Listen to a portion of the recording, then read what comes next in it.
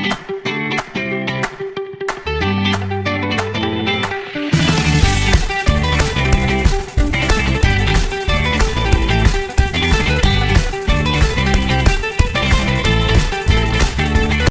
Hello everyone welcome back to another video. അപ്പോൾ ഇന്ന് ഏകദേശം ഒരു സമയം ഒരു 4:10 ആയിട്ടുണ്ട് കേട്ടോ രാവിലെ.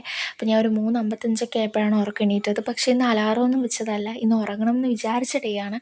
പക്ഷേ പെട്ടെന്ന് രാവിലെ എണീറ്റു. പിന്നെ എനിക്ക് ഉറങ്ങാൻ തോന്നിയില്ലായിരുന്നു, പഠിക്കാമെന്ന് വിചാരിച്ചു.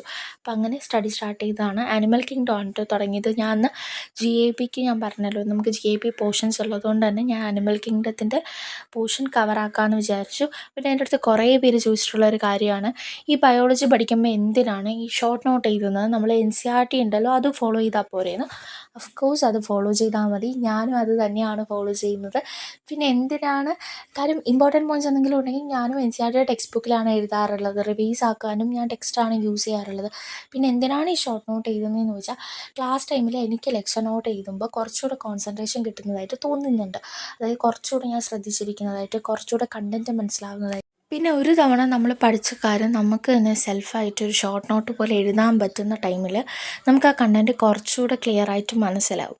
കാര്യം എപ്പോഴും നമ്മൾ പറഞ്ഞു പഠിക്കുന്നത് പോലെ തന്നെയാണ് എഴുതി പഠിക്കുന്ന സമയത്ത് ആ എഴുതുന്ന ആ ഒരു ഇതിൽ നമുക്ക് കുറച്ചുകൂടെ ആ ഒരു സംഭവം മനസ്സിലാവുന്ന ചാൻസ് കൂടുതലാണ്. അപ്പോൾ അതുകൊണ്ടാണ് ഞാൻ ഈ ലെക്ചർ നോട്ട് പോലെ ബയോളജിക്ക് എഴുതുന്നത് കേട്ടോ.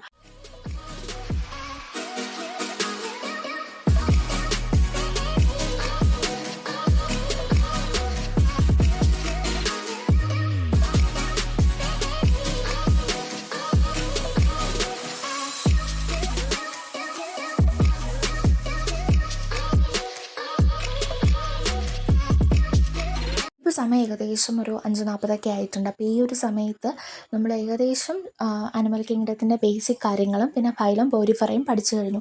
അപ്പോൾ ബാക്കിയുള്ളത് ഞാൻ ഇപ്പോൾ പഠിക്കുന്നില്ല, കുറച്ച് വൈകിട്ട് വേറെ 2-3 ഫൈലംസ് നോക്കാമെന്നും പിന്നെ ബാക്കിയുള്ളത് ഓരോ ഡേ ആയിട്ട് ഡിവൈഡ് ചെയ്ത് നോക്കാമെന്നാണ് വിചാരിക്കുന്നത്. കാര്യം എനിക്ക് ഈ ആനിമൽ കിങ്ഡം എല്ലാം കൂടെ ഒരുമിച്ച് നോക്കിക്കഴിഞ്ഞാൽ മനസ്സിലാവത്തില്ല.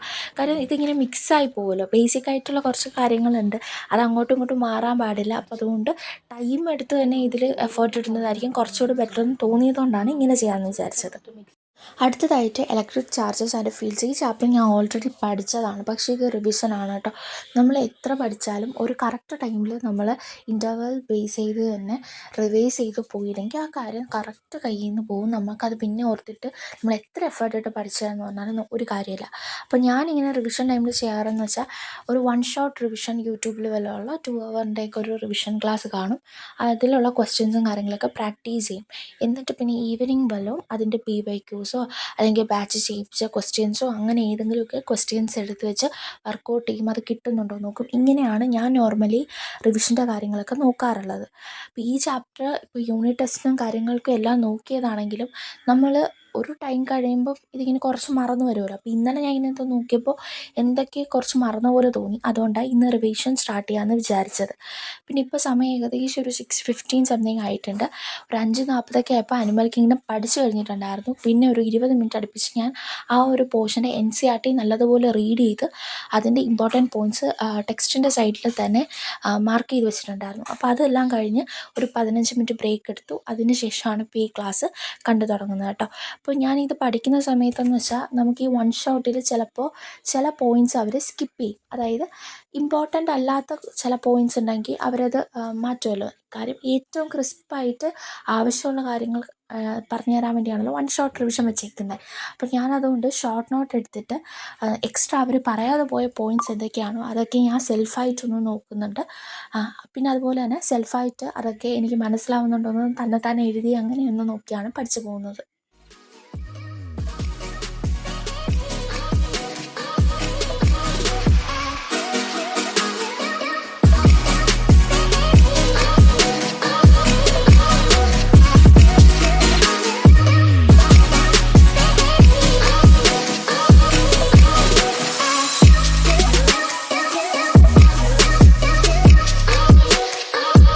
സമയം ഏകദേശം 8 മണിയായിട്ടുണ്ട്. അപ്പോൾ ആ ചാപ്റ്ററിൻ്റെ ക്ലാസ് നമ്മൾ കണ്ടു കഴിഞ്ഞിട്ടുണ്ട്.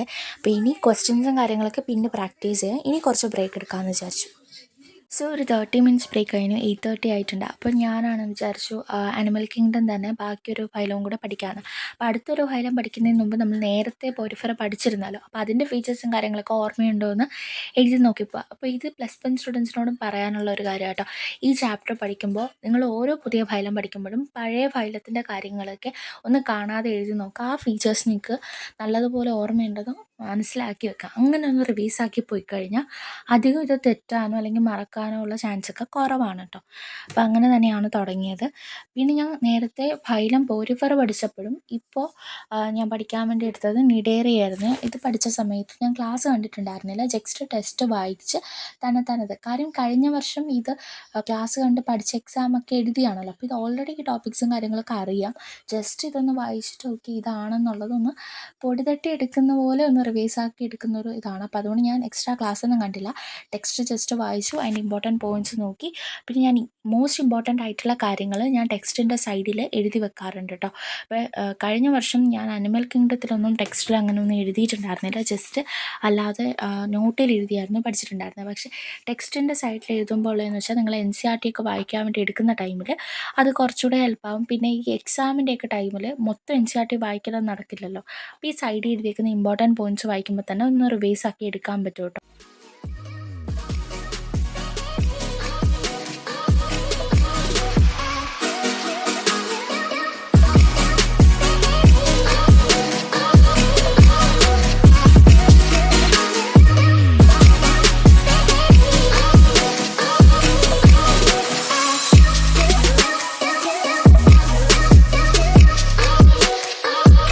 ഇപ്പോൾ സമയം 9:15 ആയിട്ടുണ്ട്. അപ്പോൾ ഇപ്പോൾ ഏകദേശം നമ്മൾ 2 ഫൈലും കൂടെ പഠിച്ചു കഴിഞ്ഞിട്ടുണ്ട് കേട്ടോ.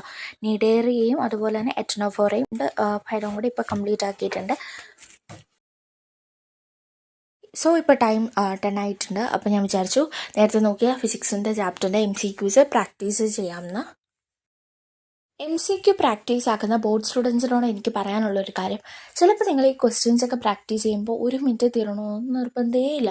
ചിലപ്പോൾ അത് 4-5 മിനിറ്റൊക്കെ എടുക്കുമെന്ന് വരാം.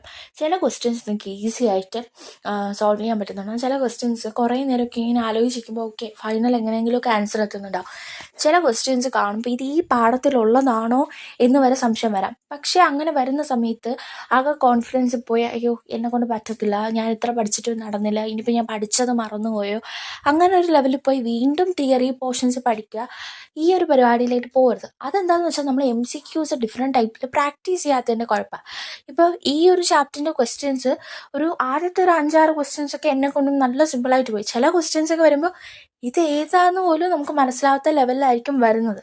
അപ്പോൾ ഇറ്റ്സ് നോർമൽ. ഓക്കെ, നമ്മൾ ക്വസ്റ്റ്യൻസ് നമ്മളെ കൊണ്ടൊരു ക്വസ്റ്റ്യൻ കിട്ടിയില്ല എന്ന് പറഞ്ഞാൽ അത് സ്കിപ്പ് ചെയ്യാമെന്നല്ല അർത്ഥം. ആ ക്വസ്റ്റ്യൻ എത്ര ടൈം നിങ്ങൾക്ക് റിപ്പീറ്റ് ചെയ്ത് ചെയ്യാൻ പറ്റുമോ അതാണ് ചെയ്യേണ്ടത്. ഇപ്പോൾ ഒരിക്കലും ഒരു ക്വസ്റ്റ്യൻ കിട്ടാതെ നിങ്ങൾ കറക്റ്റ് ആ തിയറി പോർഷൻസ് പഠിക്കാത്തതുകൊണ്ടായിരിക്കില്ല, നിങ്ങൾക്ക് അത്ര ലെവലിൽ അല്ലെങ്കിൽ ആ നിങ്ങൾ പഠിച്ച കൺസെപ്റ്റ്സ് നിങ്ങൾക്ക് ആ ക്വസ്റ്റ്യനിലേക്ക് അപ്ലൈ ചെയ്യാൻ അറിയാത്തത് കൊണ്ടായിരിക്കും. അപ്പോൾ അത് അറിയണം എന്നുണ്ടെങ്കിൽ ക്വസ്റ്റ്യൻ പ്രാക്ടീസ് തന്നെ ചെയ്യണം. ഞാൻ എപ്പോഴും സജസ്റ്റ് ചെയ്യാമെന്ന് പറയുന്നത് ഒരു ചാപ്റ്റർ എസ്പെഷ്യലി ഫോർ ഫിസിക്സ് നിങ്ങൾ ഒരു ചാപ്റ്റർ കഴിഞ്ഞതിന് ശേഷം ക്വസ്റ്റ്യൻസ് ഡയറക്റ്റ് എടുത്ത് ചെയ്യാതെ ഏതെങ്കിലും ഒരു വീഡിയോ ക്ലാസ് പോലെ വെച്ചിട്ട് അതിലെ ക്വസ്റ്റ്യൻസ് പ്രാക്ടീസ് ചെയ്ത് നോക്കുക. ഇപ്പോൾ സൈലത്തിലേക്ക് സ്റ്റുഡൻസ് ആണെന്നുണ്ടെങ്കിൽ നമുക്ക് ഓൾറെഡി ആപ്പിൽ തന്നെ ഇങ്ങനൊരു ലൈവ് ഉണ്ടാവും. അപ്പോൾ അതിങ്ങനെ ക്ലാസ് ഓപ്പൺ ആക്കുക, ആ ക്വസ്റ്റ്യൻ ഒന്ന് പോസ് ചെയ്ത് വെക്കുക, ജസ്റ്റ് ക്വസ്റ്റ്യൻ തന്നെത്താൻ ചെയ്ത് നോക്കുക, ആൻസർ കിട്ടുന്നുണ്ടോ നോക്കുക. ഇനി ആൻസർ കിട്ടുന്നില്ലെന്നുണ്ടെങ്കിൽ അത് തന്നെ നോക്കുക. എന്നിട്ട് അതിൽ അവർ ആൻസർ ചെയ്യുന്ന രീതിയെല്ലാം നോക്കിയിട്ട് മനസ്സിലായെങ്കിൽ തന്നെത്താൻ ചെയ്യാൻ പറ്റുന്നുണ്ടോ എന്ന് ഒന്നുകൂടെ നോക്കുക. ഇനിയിപ്പോൾ ചെയ്ത ആൻസർ കറക്റ്റ് ആണെങ്കിലും നമ്മൾ ചെയ്ത സ്റ്റെപ്പ് തന്നെയാണോ അവർ ചെയ്യുന്നത്, അല്ലെങ്കിൽ അവർ വേറെ എന്തെങ്കിലും ട്രിക്സ് യൂസ് ചെയ്താണോ ചെയ്യുന്നത് എന്നുള്ളതൊന്ന് ക്ലാരിഫൈ ചെയ്യുക. ഈ ഒരു സംഭവം എന്താണെന്ന് അറിയോ, അപ്പോൾ നിങ്ങൾക്ക് അത്ര ടെൻഷൻ വരത്തില്ല. നിങ്ങളല്ലാതെ ഒരു ബുക്കൊക്കെ എടുത്ത് ആദ്യമേ വേറെ ഏതെങ്കിലും ഗൈഡ്സിലേക്കാണ് ചെയ്ത് തുടങ്ങാൻ പോകുന്നതെന്നുണ്ടെങ്കിൽ നിങ്ങൾക്ക് അതിൻ്റെ ആൻസർ കിട്ടാതാവുന്ന ടൈമിൽ നിങ്ങൾ നോക്കുമ്പോൾ ഓപ്ഷൻ മാത്രം കാണും. അപ്പോൾ ഇതെങ്ങനെ കിട്ടി മൊത്തം കൺഫ്യൂഷനാവും. അപ്പോൾ ആദ്യം സ്റ്റാർട്ട് ചെയ്യുന്ന സമയത്ത് ഇങ്ങനെ ഏതെങ്കിലും ഒരു വീഡിയോ ക്ലാസ് വെച്ച് കാണുന്നതായിരിക്കും കുറച്ചുകൂടെ ബെറ്റർ എന്ന് എനിക്ക് പേഴ്സണലി തോന്നിയിട്ടുണ്ട് കേട്ടോ. ഏകദേശം ഒരു 11:30 ആയപ്പോഴത്തേക്ക് ഫിസിക്സ് ചെയ്ത് കഴിഞ്ഞു. അപ്പോൾ ഞാൻ വിചാരിച്ചു എന്തായാലും ഇനി ബയോളജിയിലെ ക്വസ്റ്റ്യൻസും കൂടി ചെയ്യാമെന്ന്. ഇതിപ്പോൾ ഞാൻ കഴിഞ്ഞ വീഡിയോയിൽ ഞാൻ മെൻഷൻ ചെയ്ത അതേ ആപ്പാണ് മാർക്സ് എന്ന് പറഞ്ഞിട്ടുള്ള. ഇതിപ്പോൾ line by line N C R ടിയുടേതാണ് കേട്ടോ ഞാൻ ചെയ്യുന്നത്. ഈ line by line N C R T വരുമ്പോൾ ഉള്ള കാര്യം എന്താണെന്ന് വെച്ചാൽ, നമ്മൾ ക്വസ്റ്റ്യൻസ് പ്രാക്ടീസ് ചെയ്യുന്ന ടൈമിൽ അതിൻ്റെ അകത്ത് നമുക്ക് വേണമെങ്കിൽ ഓരോ പോർഷനായിട്ട് നമുക്ക് സെലക്ട് ചെയ്തെടുക്കാൻ പറ്റും. ഇനിയിപ്പോൾ അതല്ലാതെ നമുക്ക് നീറ്റിൻ്റെ ഓരോ വർഷത്തെ ക്വസ്റ്റ്യൻസ് ആയിട്ടും അവൈലബിൾ ആയിട്ടുണ്ട് കേട്ടോ. അത് സെപ്പറേറ്റ് ആയിട്ടുള്ള ഫോൾഡറാണ്. ഇപ്പം ഞാൻ line by line N C R T ആണ് പ്രാക്ടീസ് ചെയ്യാൻ വേണ്ടി നോക്കുന്നത്. അപ്പോൾ ഒരുവിധം 1-2 തെറ്റെന്നല്ലാതെ ബാക്കിയൊക്കെ ഒരുവിധം കിട്ടിയിട്ടുണ്ടായിരുന്നു. അപ്പോൾ അത്യാവശ്യം നല്ല രീതിയിൽ തന്നെ ആ ചാപ്റ്റർ ഓക്കെ ആയെന്ന് മനസ്സിലായി. സോ ഇപ്പോൾ സമയം 12:15 ആയിട്ടുണ്ട്. അപ്പോൾ ഒരു 45 മിനിറ്റ്സ് എടുത്തിട്ടാണ് ഇപ്പോൾ ക്വസ്റ്റ്യൻസ് പ്രാക്ടീസ് ചെയ്ത്. ഇങ്ങനെ എന്താ ചെയ്യണമെന്ന് വെച്ചാൽ, നമ്മൾ സാധാരണ പഠിക്കുന്ന സമയത്ത് എൻ സി ആർ ടി എല്ലാം റീഡ് ചെയ്യും. പക്ഷേ ഒരു കുറച്ച് ദിവസം കഴിയുമ്പോൾ നമുക്കിത് വീണ്ടും റീഡ് ചെയ്യണമല്ലോ. പക്ഷേ എന്നെ സംബന്ധിച്ച് എനിക്ക് എപ്പോഴും ഇതെടുത്ത് വായിക്കുന്നത് അത്ര ഓക്കെ ആയിട്ടുള്ള കാര്യമല്ല.